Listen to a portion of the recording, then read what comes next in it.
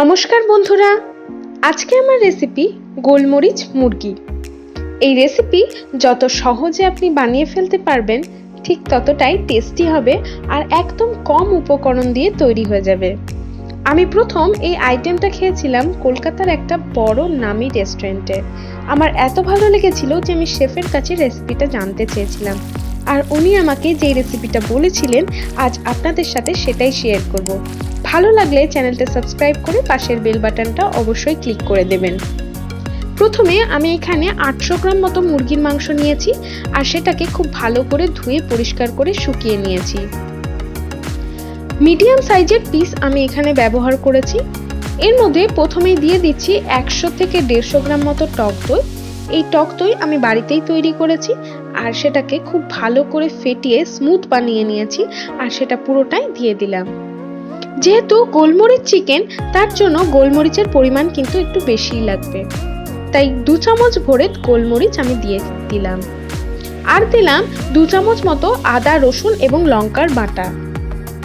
এরপর অ্যাড করছি পরিমাণ মতো লবণ। প্রথম পর্যায়ে আমি এখানে 1.5 চামচ মতো লবণ অ্যাড করলাম, পরবর্তীকালে লাগলে আবার দেব। এখানে দিলাম 1/2 চামচ মতো কাশ্মীরি লঙ্কার গুঁড়ো আর 1/2 চামচ পরিমাণে গরম মশলার গুঁড়ো। ম্যারিনেটের জন্য এগুলোই মশলা লাগবে আর সবকিছুকে ভালো করে মাখিয়ে মাংসের গায়ে লাগিয়ে ফেলতে হবে। ভালোবাসা দিয়ে রান্না করলে দেখবেন টেস্টটা একটু বেশ ভালোই হবে। মাংসগুলোকে খুব ভালো করে নেড়েচেড়ে আমি মাখিয়ে নিচ্ছি আর এটাকে ম্যারিনেট করে আমি প্রায় 1 ঘন্টার জন্য রেখে দেব। সময় না থাকলে 15 মিনিট রাখবেন। এবারে 1 ঘন্টা পর ফিরে এসেছি। আমি এখানে একটা বড় পাত্র বসিয়ে নিয়েছি আর তার মধ্যে দিয়ে দিচ্ছি 4 চামচ মতো ঘি। এই ছোট চামচ ব্যবহার করেছি আমি, তার 4 চামচ ঘি আমি দিয়েছি। 800 মাংসের জন্য এই ঘিটা কিন্তু খুবই কম। এই নামমাত্র ঘিয়ে কিন্তু রান্না হবে আজকে। ঘি যদি না থাকে তাহলে সাদা তেল ব্যবহার করতে পারেন, কিন্তু ঘি ব্যবহার করলে টেস্ট বেশি ভালো হবে। তার মধ্যে দিয়ে দিয়েছি ফোড়ন, দিয়েছি 2টো এলাচ, 4টে লবঙ্গ, সামান্য দারচিনি, 1/2 চামচ শাহজিরে আর 10টা থেকে 12টা গোলমরিচ। শাহজিরে না থাকলে ঘরে থাকা জিরে ব্যবহার করতে পারেন। আর তার মধ্যে দিয়ে দিলাম এই পুরো ম্যারিনেট করে রাখা মাংসটাকে। এই সময় গ্যাসের ফ্লেমটা মিডিয়ামে রাখবেন আর ঘিয়ের মধ্যে মাংসটাকে একটু ভালো করে কষিয়ে নিতে হবে। প্রথমে 3 থেকে 4 মিনিট আমি কষিয়ে নিয়েছি। দেখুন অল্প অল্প কিন্তু জল বেরোতে শুরু হয়েছে। এবারে মাংসটা যাতে ভালো করে সেদ্ধ হয়ে যায় তার জন্য ঢাকা দিয়ে রান্না করব আর মাঝে মাঝে নেড়ে দেব। 10 মিনিট পর আমি ফিরে এসেছি। দেখুন মাংস থেকে কিন্তু অনেকটাই জল বেরিয়ে গেছে আর ঘিটা কিন্তু জলের উপরে বেশ ভেসে উঠেছে, রংটাও চেঞ্জ হচ্ছে মাংস। এই সময় অ্যাড করে দেব 1 চামচ মতো আদা, রসুন আর লঙ্কার বাটা। এই সময় আদা রসুনের বাটাটা ব্যবহার করলে ঘিয়ের সাথে মিশে গিয়ে একটা দারুণ গন্ধ বের হবে। এখন আমি বলছি, কিন্তু আপনারা যখন রান্না করবেন তখন বুঝতে পারবেন কি দারুণ যে গন্ধটা উঠেছে, কি বলবো। এরপর কষিয়ে নিয়েছি আর অ্যাড করে দিচ্ছি 1.5 চামচ মতো কাসুরি মেথি। কাসুরি মেথিকে শুকনো খোলায় একটু নেড়ে হাত দিয়ে গুঁড়ো করে নিয়েছি আর সেটাই এর মধ্যে দিয়ে দিলাম। কাসুরি মেথিরও দেখবেন একটা আলাদাই গন্ধ আছে, যেটা খাবারে কিন্তু আলাদা মাত্রা এনে দেয়। খুব ভালো করে কাসুরি মেথিটাকেও মিশিয়ে নিলাম মাংসের মধ্যে আর আবারও এটাকে কিছুক্ষণের জন্য ঢাকা দিয়ে দেব সেদ্ধ হওয়ার জন্য।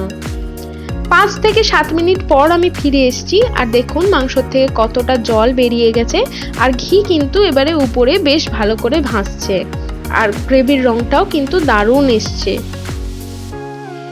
এই সময় আরো ভালো করে নেড়ে দিচ্ছি চারপাশ। আর এই আইটেমটা খেতে এত ভালো হয় যে কি বলবো। আর বাচ্চাদের জন্য এটা ভীষণ ভালো, ভীষণ পুষ্টিকর, কম তেলের মধ্যে। সেক্ষেত্রে আপনারা ঝালটা একটু কম দিতে পারেন।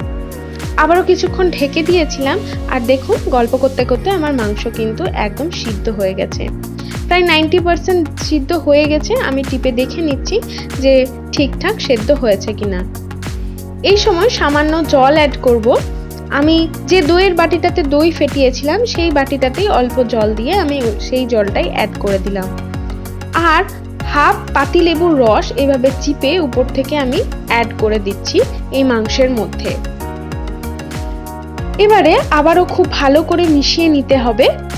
আর দিচ্ছি ধনেপাতা কুচি বেশ অনেকটা, আর দিচ্ছি লঙ্কা। 4টে লঙ্কা আমি চিড়ে এখানে দিয়েছি। এই সাদা মাংসের মধ্যে যখন এই সবুজ রংটা অ্যাড হয় না, কি দারুণ যে দেখতে লাগে। খাবারের দেখনধারী আর স্বাদ এই দুটো যদি ভালো হয়, তাহলে যারা রান্না করতে ভালোবাসে তাদের কাছে এটা একটা বড় পাওনা।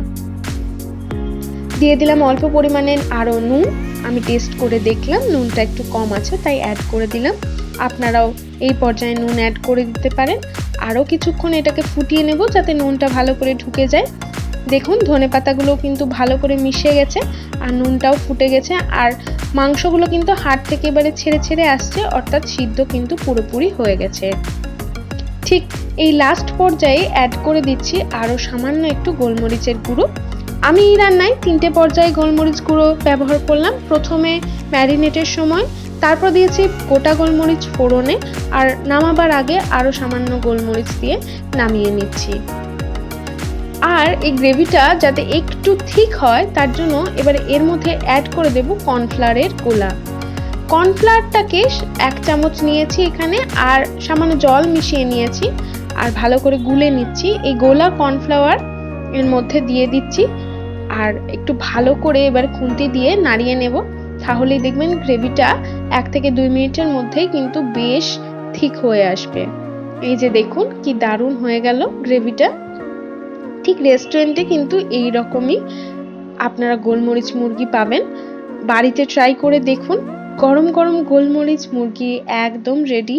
আর এটা আপনারা ভাত, পোলাও, ফ্রাইড রাইস, রুটি, লুচি, পরোটা, নান, এর অনেক লিস্ট লম্বা, সব কিছুর সাথে ট্রাই করে দেখতে পারেন, খুব ভালো লাগবে।